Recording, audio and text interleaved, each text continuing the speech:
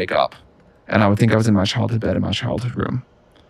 And I was like, okay, this is some like deep, it's time to go home thing. Your like subconscious is fighting back or something? Something like that. Interesting. When you're in zombie mode and you're kind of like trying to function, I think, or goblin mode, whatever you prefer, how do you change? Like, what is different about you? How do you decide to keep on going? I definitely got to this point near the end where I was like counting down the days till I could be home.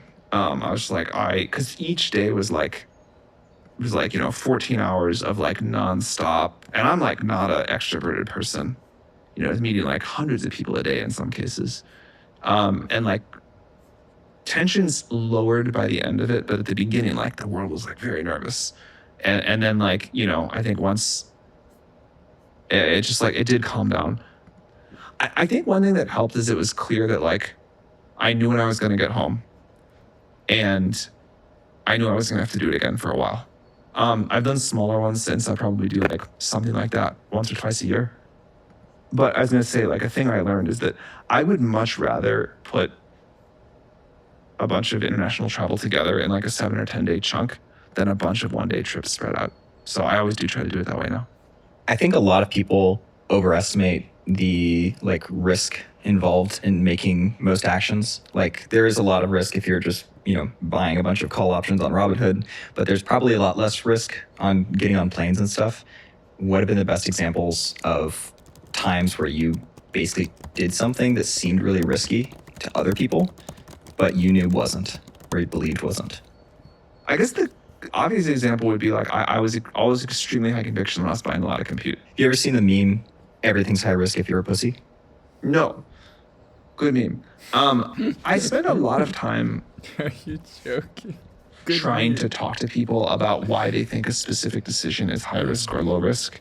And I have found that just getting people to speak about it out loud will often at least get through their intellectual blocks in either direction, because people are usually wrong one way or the other. Not always the emotional part of it, but sometimes also.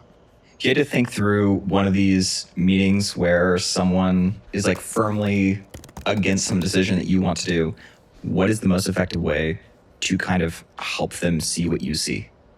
I don't think I'm very good at this, to be honest. I think like the right answer is to spend a lot of time really trying to explain it and get people there. And I actually think I used to be better at that. And as life has gotten so busy, I'm more just like, I get upset or frustrated or say this is what we're going to do. And I don't think it's like a positive trait. And I would like to get back to more of the like, let's really talk it through. You said that you used to be much harder to work with, I don't know, 2008, 9, 10, somewhere around there, than you are today. I don't know if people would describe me as fun to work with. I like interesting to work with, like effective, ambition raising, like very mission focused, but like day to day, like really fun to work with. I don't think I'm like a particularly fun person in general. I feel like if you are having a good time, it tends to be infectious. And I think if you are generally working on things that you want to work on, it is having a good time. Maybe I'm wrong. I mean, you could go ask a bunch of people I work with. I don't think you would get like a resounding fun to work with. Maybe not that language. I think people would say stuff like creative solutions to problems, new insights, like very high level of ambition, like got me to do something I didn't think I could do, that kind of thing. What does it typically look like when you go into a meeting with someone and you realize that they are not ambitious enough and you need to try to help them become more ambitious? The version of this that came to mind when you were saying that was like first office hours I would have with new YC founders. And you take average person who's worked in corporate America or, at a big tech company for a few years, and the level of ambition, scaled thinking, self-belief, whatever, it's just catastrophically low. Horrible. And you realize that like this person has never not had a boss in their life. They have never not had a parent or a teacher or a manager or whatever that kind of would tell them what to do or what they were allowed to do or whatever. And they also kind of got punished for being too creative or wanting too much or thinking too big or too ambitious, whatever. Like the most countries or cultures have some sort of phrase for being too ambitious, basically. Tall poppy syndrome. That's thing. one. And you realize like how deep this is in people, and that they like heard it, and their parents said it to them, their teachers said it to them, their friends said it to them, whatever, from when they were like quite little. And getting people to just like not think that way takes some real time. What's the most effective path to get someone from not believing in themselves to believing in themselves? I think small repeated wins, like you do something you didn't think you could do, or you kind of try something that felt, too ambitious or too high expectation, and it works, and you're just like, okay, try it again. Do you do anything like Steve Jobs, where he would like, if someone was worried, he would like stare into their eyes and get nothing like that? I don't think so. It's like, you can do it.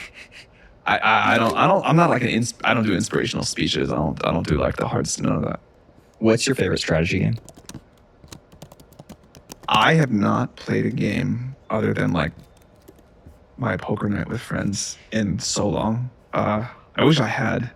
I guess I'll have to say poker, but I miss like great board games. What was your favorite board game?